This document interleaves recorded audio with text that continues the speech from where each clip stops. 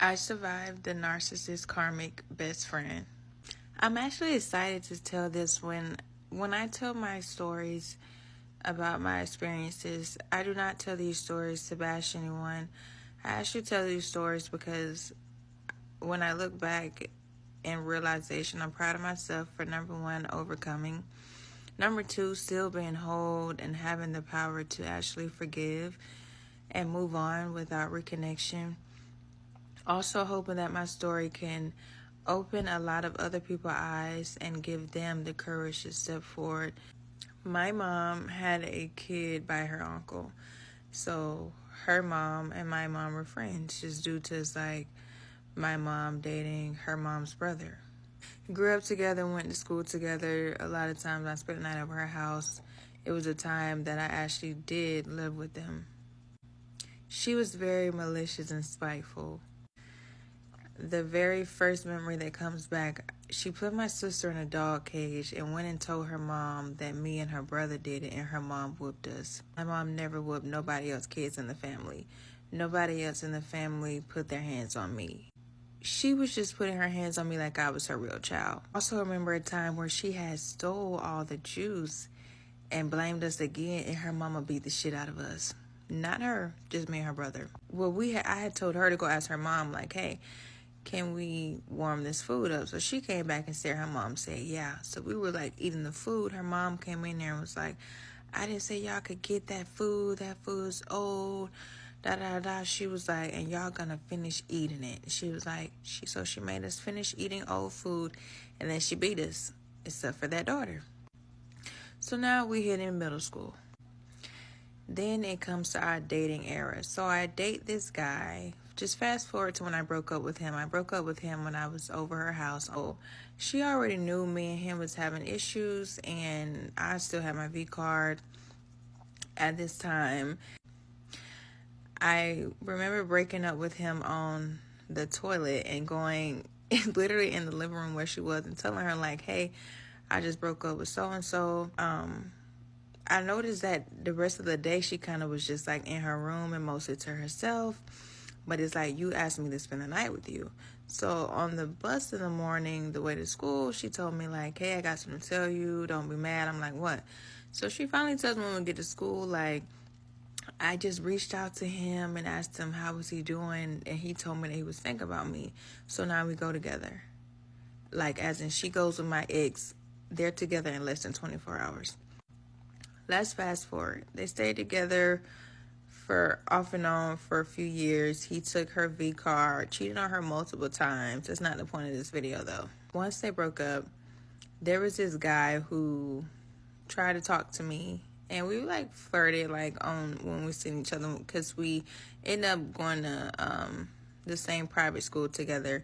So she knew I was telling her he's cute. How about she popped out with him a few weeks later? Because now the issues have went outside of the house, because the little kid shit not happening no more now that we're older.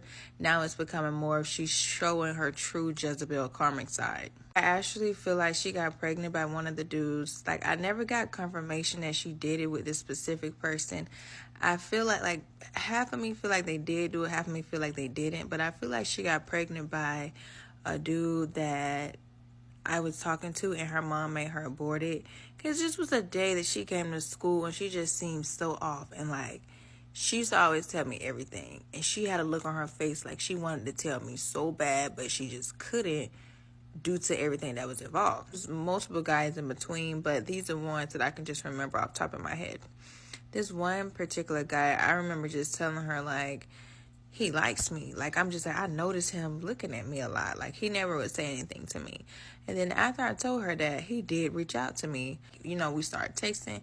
Within in a month, he ends up telling me your friend, she had sucked me up. He was like, so I didn't know how you was going to feel about talking to me because your friend had, gave me some head.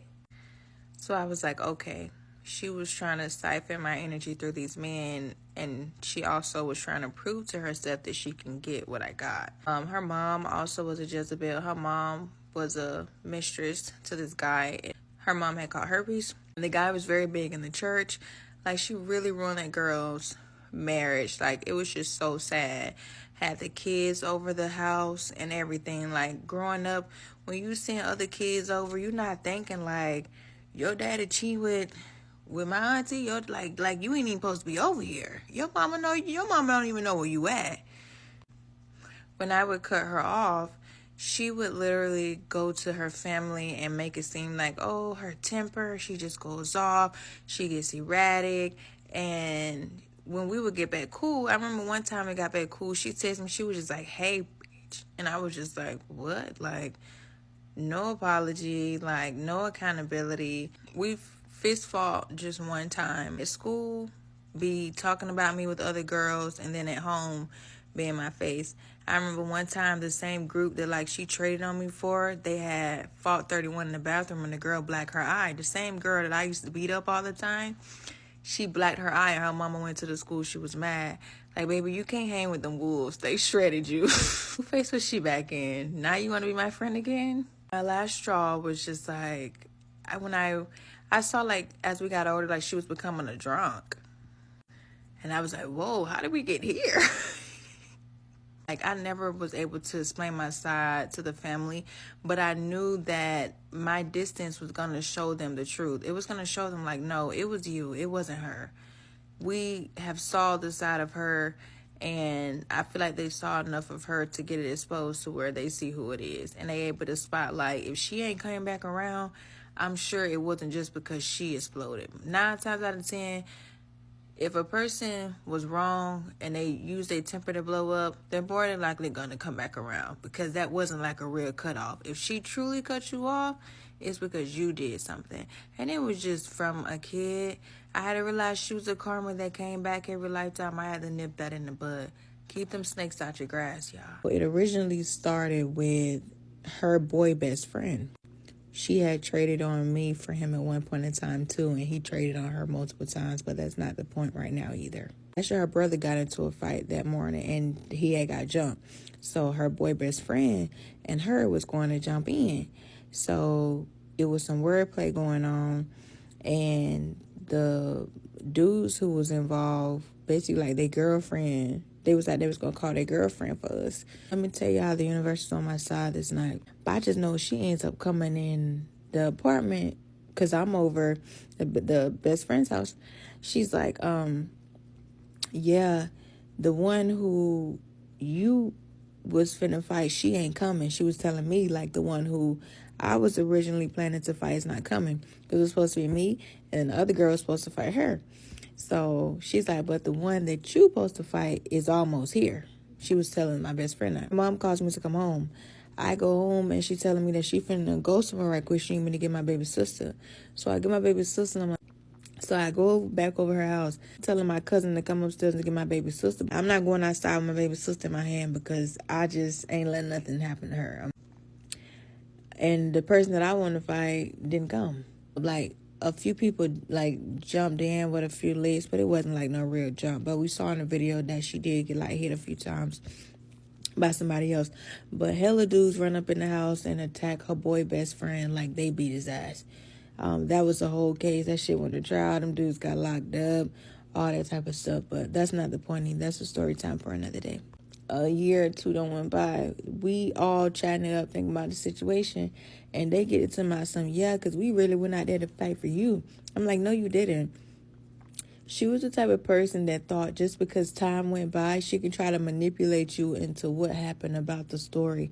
I don't care if it happened 20 years ago. I'm either going to remember it to the T or I'm not going to remember it at all. And you was not out there fighting for me. You went out there and you got your ass whooped because you was snaking me behind my back.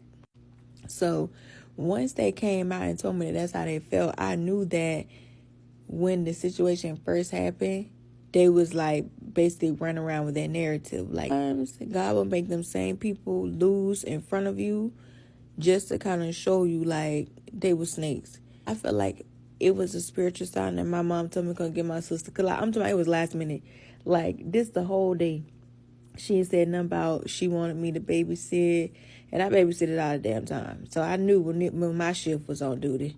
What also made it even more like lined up, because she didn't even tell me to stay in the house. She was like, you can take her with you. And like she was not the type of parent to be saying like, just like take my baby across the street. Like she was not like the